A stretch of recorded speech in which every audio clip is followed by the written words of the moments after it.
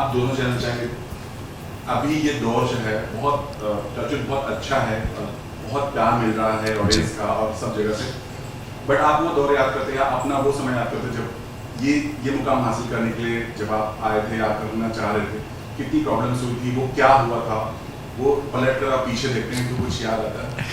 आया तो मैं था, ये तो यहीं पैदा हुई है मैं आया था, इससे पहले दिल्ली में था, बट उससे पहले मैं नैनीताल में था। यूपी में पैदा पला बड़ा हूँ, तब यूपी था, अब उत्तराखंड हो गया।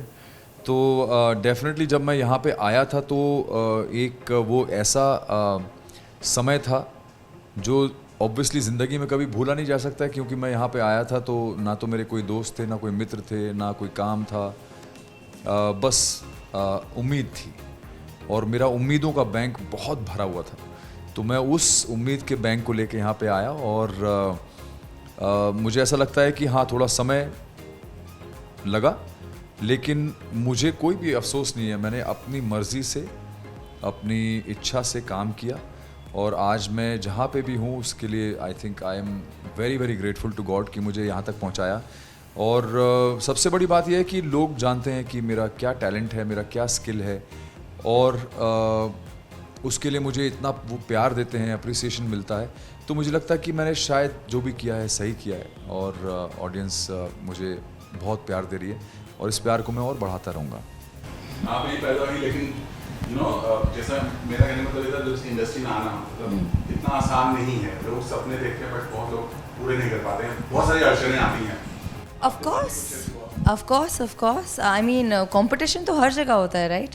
एंड मैंने तो बहुत ही जल्दी अपने करियर की शुरुआत कर दी थी। आई वॉज बेरली 16 जब मैंने अपनी पहली साउथ फिल्म की, और चाहे वो साउथ हो, चाहे वो हिंदी हो, या जितने भी मैंने अलग अलग लैंग्वेजेस में काम किए हैं, हर जगह अपना एक अलग सेंस ऑफ एक अलग स्ट्रगल होता है, because there is just not one language और one film that you want to do. आपको करते रहना होता है, एक ऑन गोइंग जर्नी होती है।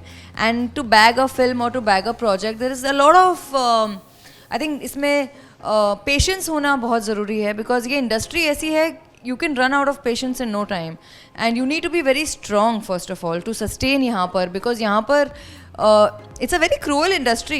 if you click, you click, ठीक है, लेकिन जब तक आप क्लिक नहीं होते हैं, जब तक you're trying to make your mark, आपकी कंसिस्टेंसी और डेडिकेशन बहुत ज़्यादा स्ट्रांग होनी पड़ती है, तो ही आप सस्टेन कर पाएंगे इस इंडस्ट्री में। अदरवाइज तो बहुत लोग होते हैं जो ज़्यादा सर्वाइव नहीं कर पाते हैं, and then they choose another profession.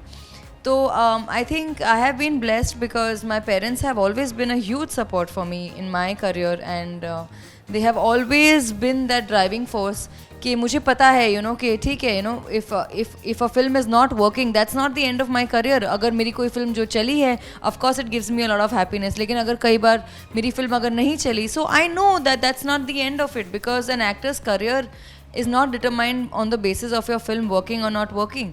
It only determines कि आप as far as you're not willing to give up, I think that's your biggest asset.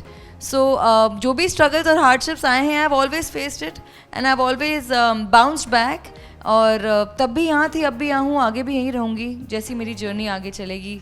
Yeah.